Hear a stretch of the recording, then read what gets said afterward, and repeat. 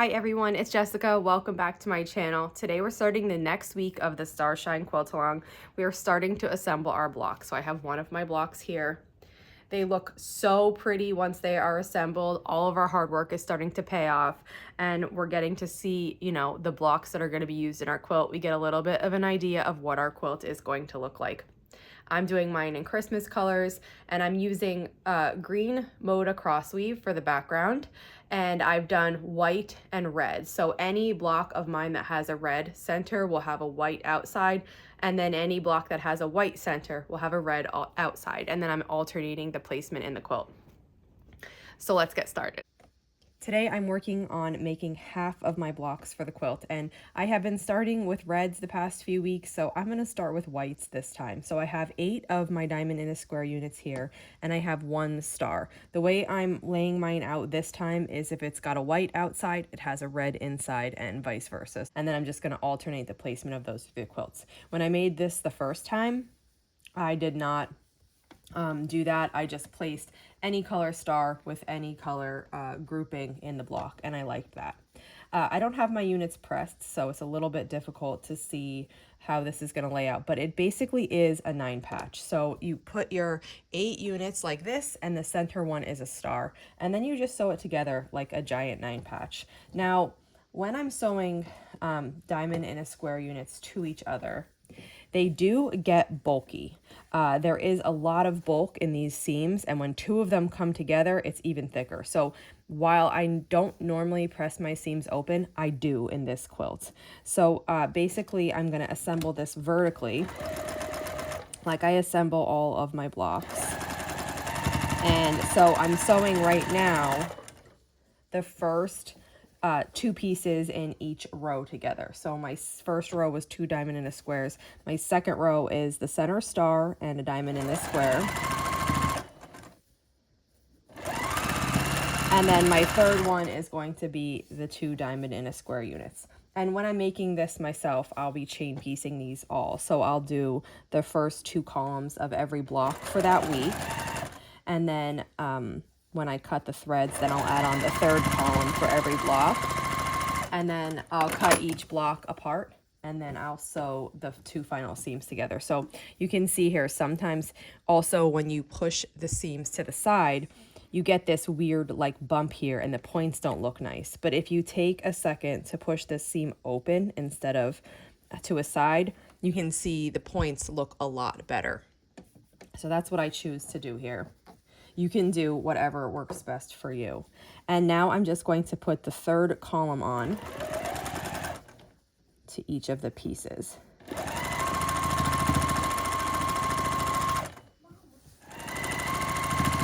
Okay, so I just finished sewing that column on, and now if you'll see when I open this up, I have my blocks almost together. I just have these 2 seams left. So now I'm going to sew them together. And then when I match these seams here, I do press them open as we go with my fingers. I finger press them open. So what I usually do is start sewing first.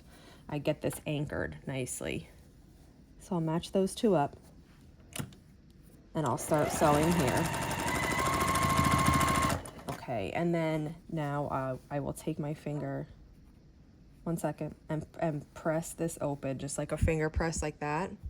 And then I put that down on my machine, and that's gonna keep it in place because it's against the machine. And then I'll take the one that's on top of it and just finger press that open as well, and continue sewing across. And then I repeat that for this seam as well.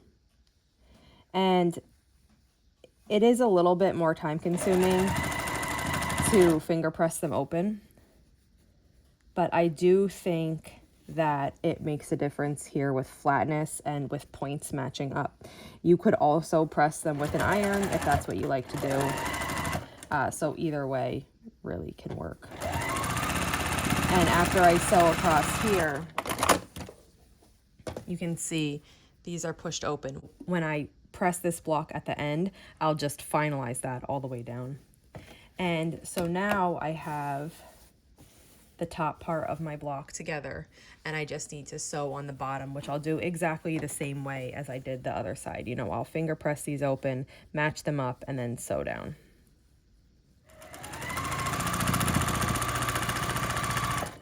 okay. And then after I sew that together, here is what the block looks like. So I love this block. I know it's a fussier block. I mean, at least in my opinion, it's a little bit of a fussier block to make. There's a lot to kind of get right.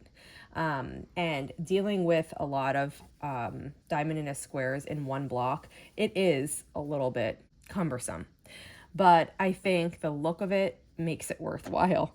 So I have no problem continuing and sticking with this. And one nice part of this is that there is sashing in between.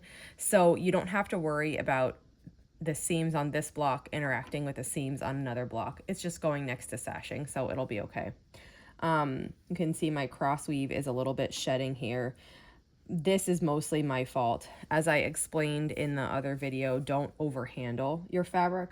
I have had this in a stack on my table. I've moved it, you know, a million times, and now the fabric is fussy because I moved it so many times. So you can see here it's starting to fray. It will more so when I work with it, but it is, again, entirely my fault. I did exactly what I said not to do.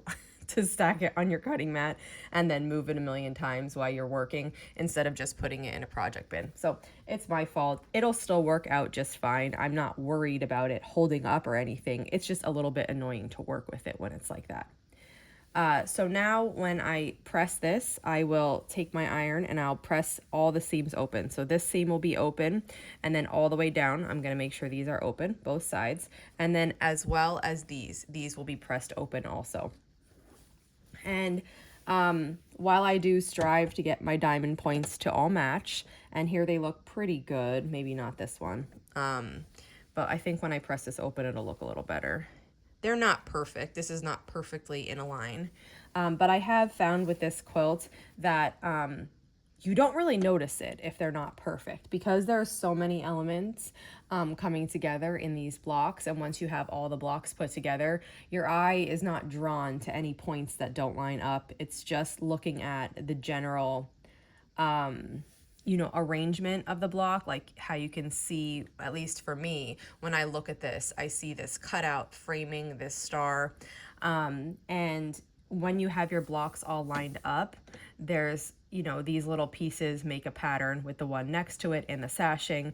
And for me, I feel like my eyes are drawn to that boldness of it, rather than if all the points are perfect. So if your points aren't perfect, don't worry. I know I don't.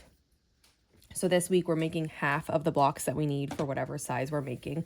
So I'm going to be making 15 blocks, and I'm doing all of the white on the outside, red in the inside.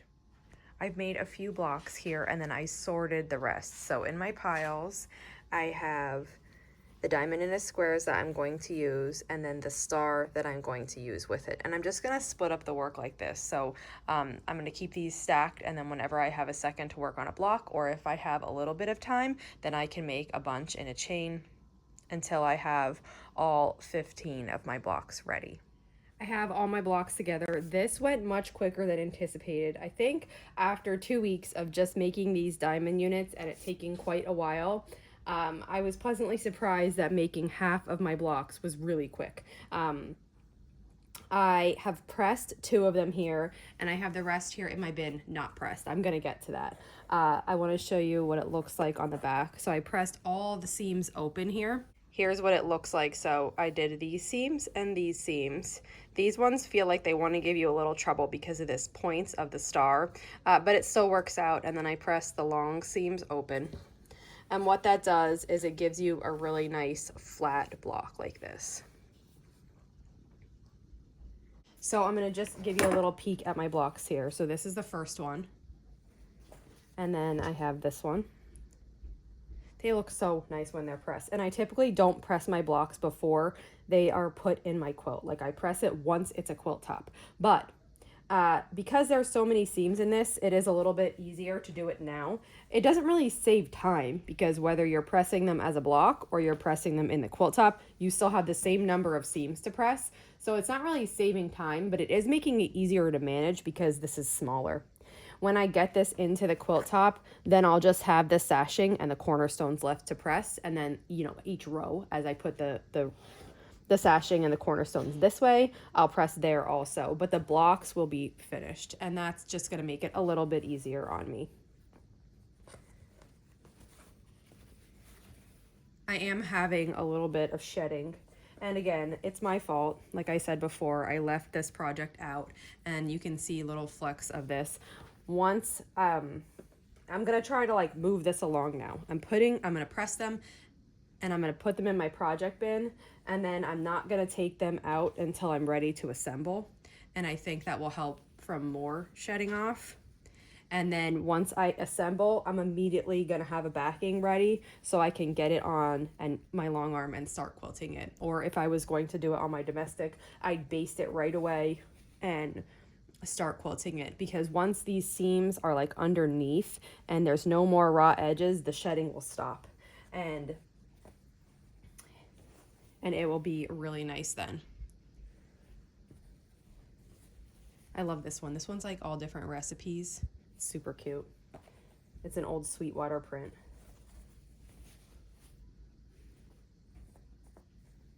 And let's see, a few more. This one with the candy canes. Here's one of the ones with the Santas that I did not fussy cut, but I did end up getting 2 full Santas pretty much in here, so that's cute. And my last one is this one with the trees. So some of the prints I let it go anyway. Like for example, this text one, it doesn't have really a right side. The recipes are all in different directions, so I just let them be that way. For this one, this is directional. I made sure all the trees were the same way. And same thing with these houses. I made sure they were all the same way. And so now these are I'm gonna press them, and then I'm gonna set them in my project bin with my sashing. And I have the pieces that I used to make the cornerstones here, except for the centers. I didn't cut those out when I cut the quilt out. I don't know why I didn't do that, but I have to go back, grab this fabric again, and cut the pieces for the cornerstones. That's it for today. I have my blocks. I'm going to continue pressing, and then I will set it aside for this week. So this is week 5 of the quilt along. This week we're making half of the blocks, like I mentioned before, and my schedule has 1 week left to make the other half of the blocks and then assemble. Now you might want to break that up and add an additional week, a week 7. I haven't decided what I was going to do. When I wrote the schedule, I figured this was pretty doable. The thing is that we didn't make the cornerstones yet. So on week 6, we'll be making the half of the blocks, we'll be making the cornerstones, and then we'll be assembling everything. I do think it's doable, but if you're tight on time and you want to add another week, for week 6, you can make the remaining half of the blocks. And then week 7, if you want to do cornerstones and assemble that week, you can do that. I'm going to see how my schedule goes. I'm going to try to stick to this 6 week, but if next week when I'm working on week 6, I don't have enough time to get it all done, I'll add a 7th week to that. So you can decide what works best for you there, but either way, we're approaching the end of this quilt along. Now is when it starts to get really exciting because we're really close to having our finished quilt top. If you have any questions on the quilt pattern or this video or the quilt along, just let me know. If not, I'll see you back here soon. Thanks for following along.